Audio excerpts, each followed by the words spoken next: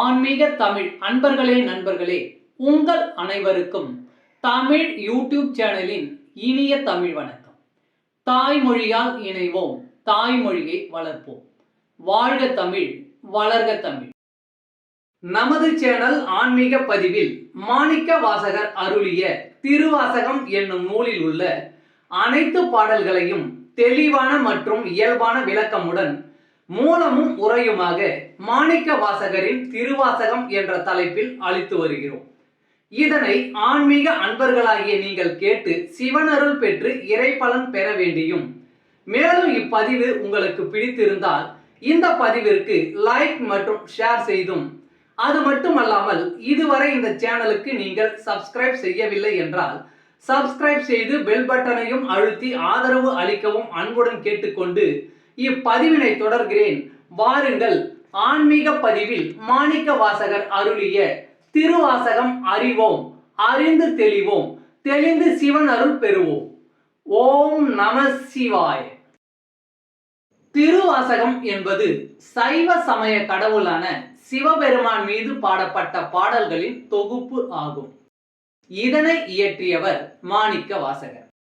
12 சைவ சமய திருமுறைகளில் திருவாசகம் 8ஆம் திருமுறையாக உள்ளது.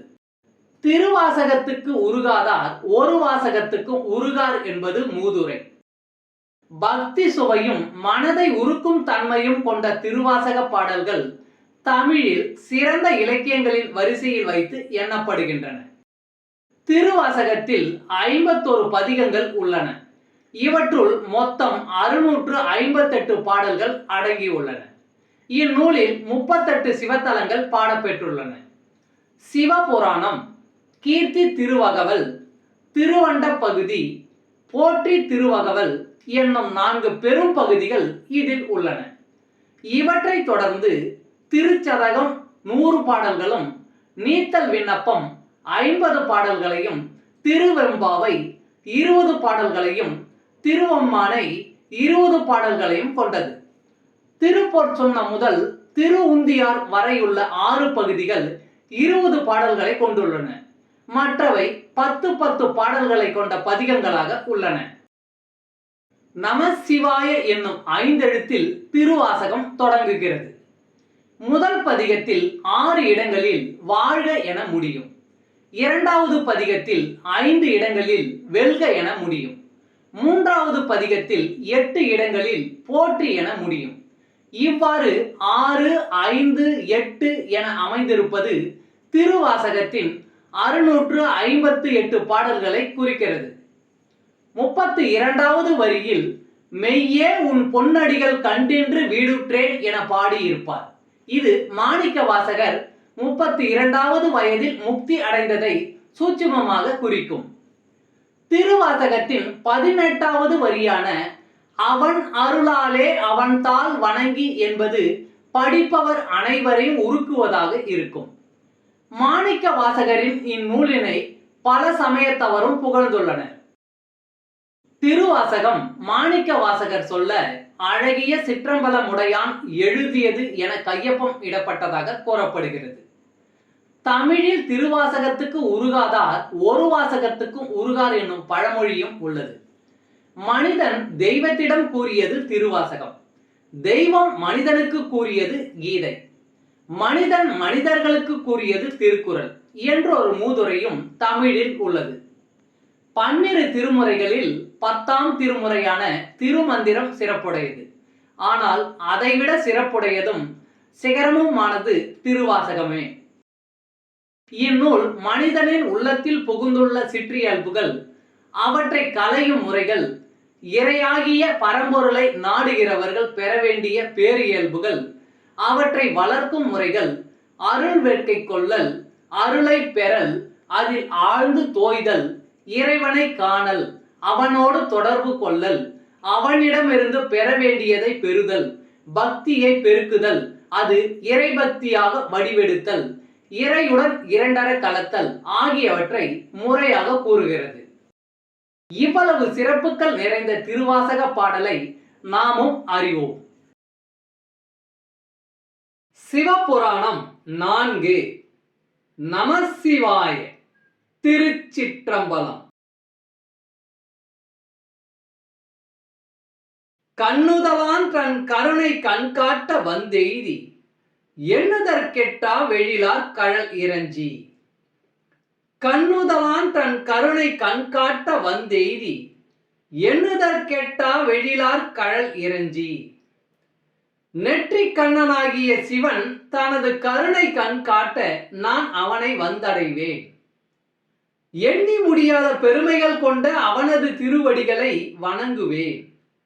நெற்றிக்கண் எனப்படும் மூன்றாவது கண் ஞானக்கண் ஆகும். அது சக்தி மையங்களுள் ஒன்றான ஆக்ஞை சக்கரத்தை குறிப்பது. ஊனக்கண்ணால் உலக காட்சியும் ஞானக்கண்ணால் இறை காட்சியும் கிடைக்கும். இறைவனது குணங்கள் அளவற்றதும் எண்ணற்றதும் ஆகும். அவற்றை யாரால் அளக்க முடியும், எண்ணி கணக்கிட முடியும்? விண்ணிறைந்து மண்ணிறந்து மிக்காய் விலங்கொலியா எண்ணிறந்தெல்ல இலாதானே நின் பெருஞ்சீர் பொல்லா வினை என் புகழுமாறு ஒன்றறியேன். விண்ணிறைந்து மண்ணிறந்து மிக்காய் விலங்கொலியா எண்ணிறந்தெல்ல இலாதானே நின் பெருஞ்சீர் பொல்லா வினை என் புகழுமாறு ஒன்றறியேன். வானுலகையும் மண்ணுலகையும் அவன் நிரப்பி இருக்கிறான். அவனே அவற்றில் நிரம்பி இருக்கிறான். கண்ணுக்கு ஒளியாய் தெரிகிறான். அவன் கடந்தவன், அளவு கடந்தவன். அவனது வியாபகத்தை வினைகளில் சிக்கி கிடக்கிற என்னால் எப்படி விவரிக்க முடியும்? பறந்து கிடக்கிற அண்டமானதால் பரம்பொருள் என்றும் கடந்து நிற்பதால் கடவுள் என்றும் குறிக்கப்பெற்றான். அவனை அருவமானவன் என்பார்கள். ஆனால் லட்சோப லட்ச தாரகைகள் மூலம் தன்னுடைய இருப்பை அவன் வெளிப்படுத்தி கொண்டிருக்கிறான். கோடானு கோடி உயிரினங்கள் பொருந்தி கிடக்கிற உலகில் ஒரு சீர்தன்மை காணப்படுகிறது. எல்லாமே ஒரு நியதிக்குட்பட்டதாய் இருப்பது வியத்தற்குரிய விஷயமாகும். வினையின் விளைவாய் உடலெடுத்து ஐம்பொறிகளின் கட்டுப்பாட்டில் அகப்பட்டு கிடக்கின்ற நான் அகிலத்து நாயகனை எப்படி அறிந்து போற்றுவது? புல்லாகி பூடாய் புழுவாய் மரமாகி பல்மிருகமாகி பறவையாய் பாம்பாகி கல்லாய் மனிதரா பேயாய் கணங்களாய் வல்ல சுரராகி முனிவராய் தேவராய் செல்லா நின்ற வித்தாவர சங்கமத்து லெல்லா பிறப்பும் பிறைந்திலைத்தேன் நெம்பெருமான். புல்லாகி பூடாய் புழுவாய் மரமாகி பல்விருகமாகி பறவையாய் பாம்பாகி கல்லாய் மனிதராய் பேயாய் கணங்களாய் வல்ல சுரராகி முனிவராய் தேவராய் செல்லா நின்ற வித்தாவர சங்கமத்து லெல்லா பிறப்பும் பிறைந்திலைத்தேன் நெம்பெருமான். இதில் பூடு என்பது பூண்டு சிறு கொடி என்று பொருளாகும். விருகம் என்பது விலங்கு மிருகம் என்று பொருளாகும். கணங்கள் என்பது பூதகணங்கள் என்று பொருள்படும். சங்கமம் என்பது ஐக்கியப்படுதல் என்றாகும். பிறந்திழைத்தேன் என்பது பிறந்து பிறந்து சலித்து விட்டேன் என்று பொருள்படும். ஜடப்பொருள் எனப்படும் கல்லாகவும் அற்ப புல்லாகவும் இருந்தேன். சேதனம் எனப்படும் உயிரினத்திலும் மேலான மனித பிறவியும் எடுத்து வந்தேன்.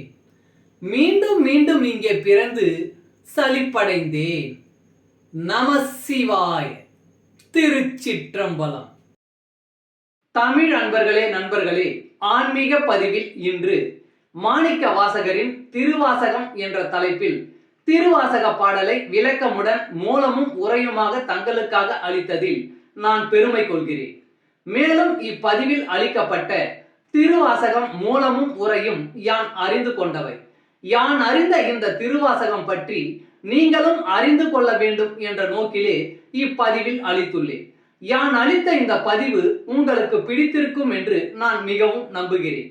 இப்பதிவு ஏதேனும் ஒரு வகையில் உங்களுக்கு பயன்பட்டால் அதில் எனக்கு மிக்க மகிழ்ச்சியே. வாழ்க வளமுடன். சர்வம் சிவமயம்.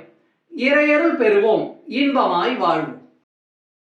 அன்பு ஆன்மீக தமிழ் அன்பர்களே, நண்பர்களே, இவ்வீடியோ பதிவினை கேட்டு இன்புற்று ஆதரவு அளித்த அனைத்து தமிழ் உள்ளங்களுக்கும் எங்கள் உள்ளம் கனிந்த நன்றி.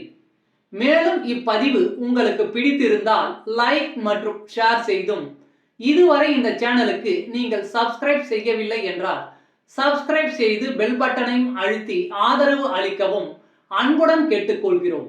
மிக்க நன்றி. அடுத்த பதிவில் உங்களை விரைவில் சந்திக்கும் வரை உங்களிடமிருந்து விடை பெறுவது தமிழ் யூடியூப் சேனல்.